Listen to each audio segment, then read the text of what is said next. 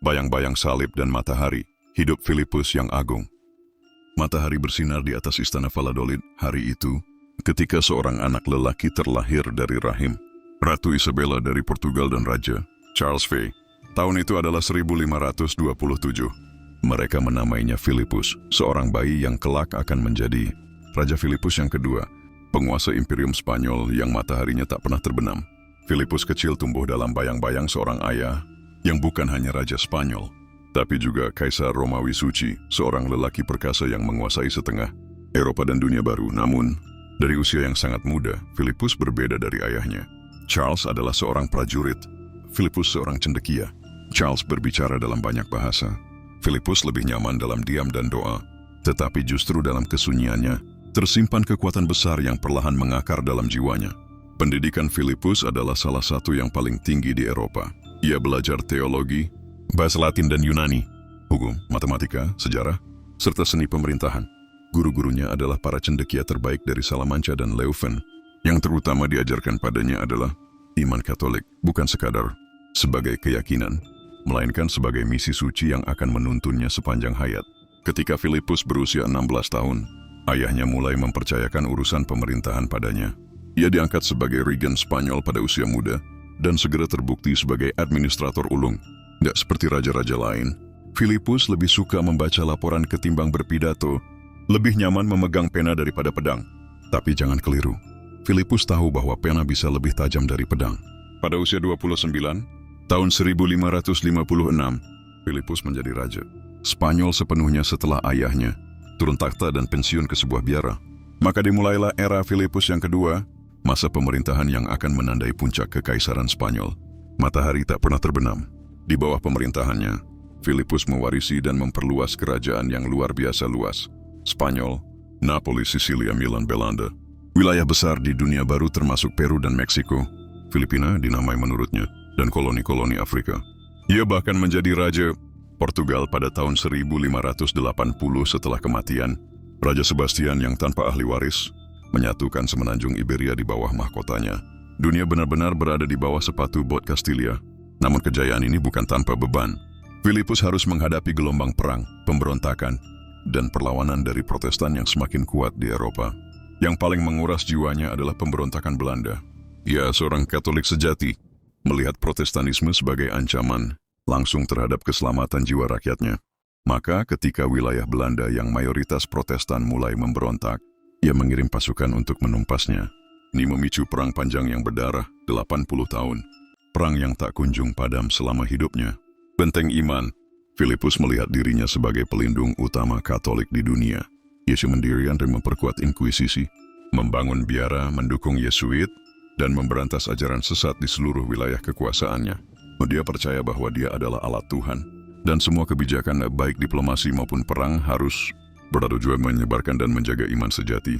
Puncaknya adalah tahun 1588, ketika dia mengirim armada Invincible, armada besar ke Inggris yang saat itu berada di bawah pemerintahan Ratu Elizabeth, seorang Protestan. Tujuannya menggulingkan sang ratu dan mengembalikan Inggris ke pangkuan gereja Roma. Namun badai dan keahlian angkatan laut, Inggris menggagalkan impiannya. Armada itu karam, dan banyak prajuritnya mati tenggelam atau tertangkap. Namun kegagalan ini tidak membuat Filipus goyah dalam imannya. Ia menerimanya sebagai ujian dari Tuhan. Aku telah berjuang di pihak yang benar, katanya. Jika Tuhan menghendaki lain, maka kehendaknya lebih bijak dari kehendakku. Kehidupan pribadi, cinta dan kehilangan. Filipus menikah 4 kali, tetapi hanya satu yang ia benar-benar cintai, Maria Tudor, Ratu Inggris. Pernikahan ini adalah aliansi Katolik yang kuat antara Spanyol dan Inggris. Sayangnya Maria wafat tanpa memberikan keturunan. Filipus patah hati, namun terus melanjutkan misinya seorang diri.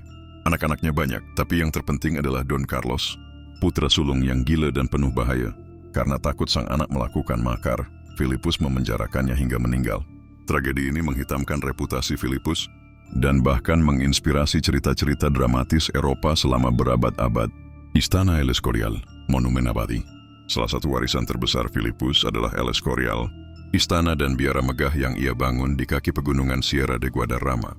Tempat ini bukan hanya simbol kekuasaan, tetapi juga pusat ilmu, ibadah, dan tempat peristirahatan terakhir para raja Spanyol. Arsitekturnya megah dihiasi seni dan kitab suci, serta menyimpan ribuan manuskrip. Akhir yang hening. Di tahun-tahun akhir hidupnya, Filipus menarik diri ke El Escorial. Tubuhnya melemah, namun pikirannya tetap tajam. Ia mengatur kerajaan dari balik tirai tebal kamarnya, mengirim perintah, membaca laporan, dan menulis surat, bahkan saat tubuhnya penuh luka dan penyakit.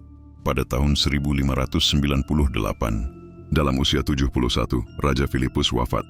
Ia meninggal dengan rosario di tangan dan salib di dada. Dikelilingi imam dan lilin-lilin suci, dunia bergetar oleh kabar itu. Ia adalah raja yang mengangkat Spanyol ke puncak kejayaan, menjadikannya kekuatan Katolik terbesar, dan membentuk wajah Eropa dan dunia selama berabad-abad. Warisan Filipus yang kedua meninggalkan dunia yang terpecah namun juga tertata.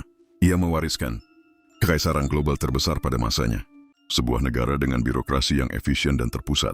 Peninggalan budaya dan keagamaan yang meluas dari Manila sampai Meksiko, dari Sevilla sampai Lima. Pertahanan besar terhadap Protestanisme di Eropa Selatan. Sebuah nama yang tak pernah luput dari perdebatan. Sejarah, tiran fanatik atau pelindung iman. Sejarah akan menghakimi. Tetapi satu hal pasti, Raja Filipus yang kedua adalah sosok yang membentuk dunia di bawah cahaya matahari dan bayang-bayang salib. Bab 2, anak kaisar bayangan kekuasaan.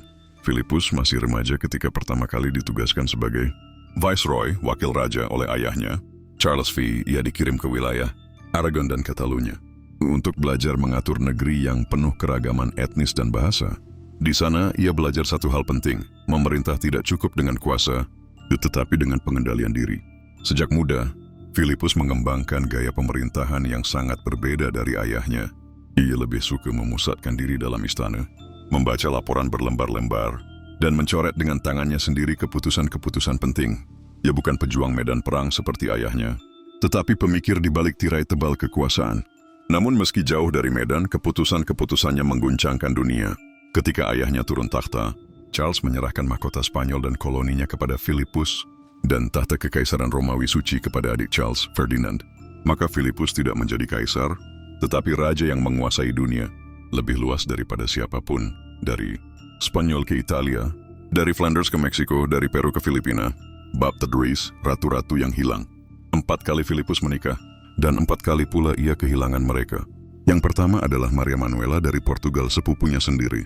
Pernikahan ini adalah unifikasi keluarga kerajaan, tetapi Maria wafat dalam masa nifas setelah melahirkan Don Carlos, putra sulung yang kelak menjadi tragedi hidup Filipus.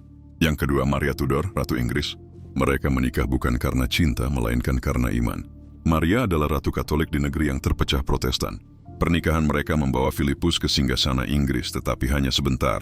Ketika Maria wafat, harapan Filipus mengkristenkan Inggris runtuh, dan Ratu Elizabeth, Protestan sejati, naik takhta. 2 istri terakhirnya, termasuk Anna dari Austria, memberinya anak-anak, termasuk Pangeran Filipus, kelak Filipus terus. Tapi cinta sejatinya tetap tak tergantikan sejak Maria Tudor pergi. Sering dalam malam sunyi di El Escorial, Filipus duduk di kamar doa kecilnya dan menatap potret sang ratu, Inggris yang dulu dipanggilnya Cahaya Utara. Bab 4, Don Carlos, putra yang dikutuk. Don Carlos, putra sulung Filipus, lahir dari darah bangsawan Portugal dan Spanyol. Detaindes kecurangan, liar dan emosional. Ia menunjukkan gejala-gejala ketidakstabilan mental. Filipus mencoba menyayanginya, tapi sang putra semakin membangkang. Don Carlos mulai bersekongkol dengan musuh-musuh Spanyol di Belanda, bahkan berniat melarikan diri dan memimpin pemberontakan. Demi melindungi kerajaan, Filipus memerintahkan putranya sendiri untuk ditahan. Don Carlos dipenjara di menara istana, dan di sanalah dalam keterasingan, ia meninggal secara misterius. Eropa terbelah. Ada yang menyebut Filipus monster tanpa hati. Ada pula yang melihatnya sebagai raja bijak yang memilih kerajaan ketimbang kasih pribadi. Filipus tidak pernah membela dirinya. Ia hanya menulis, Tuhan tahu kebenaran dan aku berserah padanya. Bab sampai, darah dan salib di tanah datar. Di tahun-tahun pertengahan kekuasaannya meletuslah pemberontakan Belanda. Di sana Protestan tumbuh pesat, dan rakyat memberontak terhadap pajak tinggi serta kerasnya inkuisisi Spanyol. Filipus, yang menganggap dirinya pembela iman sejati, tidak bisa membiarkan wilayah Kristen menyimpang. Ia mengirim Duke of Alba, seorang jenderal berdarah dingin, untuk menghukum para pemberontak. Hasilnya adalah Council of Blood, pengadilan militer, yang menghukum mati ribuan orang. Perlawanan pun meluas. Muncul tokoh-tokoh besar seperti William of Orange, yang menyatukan rakyat Belanda dalam semangat nasionalisme dan kepercayaan baru. Perang berlangsung panjang dan berdarah, dan meski Filipus memenangkan beberapa wilayah, ia gagal menundukkan semangat pemberontak rakyat Belanda. Pemberontakan ini akan terus berlanjut hingga setelah kematiannya, dan kelak menghasilkan Republik Belanda yang merdeka. Bab 6, Armada tak terkalahkan dan Tuhan yang diam. Tahun 1588 adalah saat yang ditunggu Filipus. Ia menyusun rencana besar untuk mengembalikan Inggris kepada iman sejati. Membentuk Armada Invincible, terdiri dari lebih dari 100 kapal dan puluhan ribu prajurit. Di balik layar, ia juga mengatur kerjasama dengan pasukan Katolik di Flandria. Tapi saat kapal-kapal itu bergerak ke utara, badai besar menghancurkan formasi, dan kapal-kapal Inggris yang gesit menghantam dari segala arah. Banyak kapal Spanyol tenggelam di Laut Utara. Para prajurit mati tanpa sempat menjejak pantai Inggris. Filipus tak berseru marah. Yohanes berkata, "Dia itu mengerir Piraeus untuk berperang dengan manusia, bukan dengan angin Tuhan." Ia menerima kegagalan itu sebagai takdir ilahi. Bab 7, El Escorial, Makam dan Mahkota. Di pegunungan utara Madrid, Filipus membangun mahakarya, El Escorial, di istana biara perpustakaan, dan mausoleum, semuanya dalam satu kompleks megah yang dibangun dari batu abu-abu. El Escorial bukan hanya simbol kekuasaan, tapi jiwa Filipus sendiri yang tertuang dalam bentuk batu dan doa. Ia membaca surat-surat dari koloni di aula panjangnya, berdoa di kapel kecilnya, dan menulis keputusan-keputusan besar di meja yang menghadap salib. Di sana pula ia menanti kematian.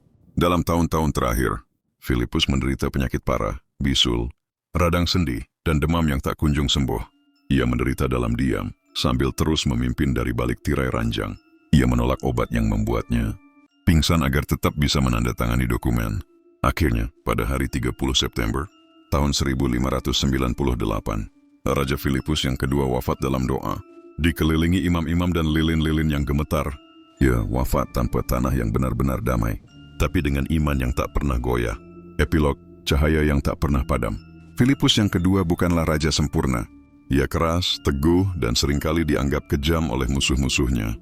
Namun tak ada yang meragukan bahwa ia hidup bukan untuk kekayaan atau kejayaan pribadi, melainkan untuk agama, takdir, dan tanggung jawab yang ia pikul sejak lahir. Ia meninggalkan Spanyol dalam kemegahan, namun juga dalam krisis. Namun warisannya tetap hidup dalam arsitektur, bahasa gereja, hukum, dan budaya di 3 benua. Dia adalah Raja Katolik terakhir yang benar-benar percaya bahwa tugas seorang raja adalah menjaga dunia dalam iman. Matahari boleh tenggelam di barat, tapi Filipus membangun kekaisaran yang terus bersinar dalam kenangan sejarah umat manusia. Engkau dapat mengutuk tindakanku, tetapi jangan ragukan niatku. Setiap titahku adalah demi satu tujuan, menyatukan dunia dalam terang iman dan mengusir kegelapan bidah. Aku telah kehilangan armada, tanah, dan darah, tetapi selama salib Kristus masih berdiri di tengah istanaku, maka aku belum kehilangan segalanya. Kekuatan sejati bukan berada dalam tombak atau senjata, tetapi dalam keberanian untuk menegakkan kebenaran meski seluruh dunia menentangnya. Aku bukan raja karena aku dilahirkan dari darah, melainkan karena Tuhan menetapkanku menjadi pelayannya di bumi. Maka aku akan memerintah, bukan demi kehendakku, tetapi demi kehendaknya. Lebih baik aku kehilangan 100 kerajaan daripada membiarkan 1 jiwa binasa karena aku lalai menjaga iman Katolik. Kerajaanku hanyalah titipan, tetapi keselamatan rakyatku adalah tugas kekal.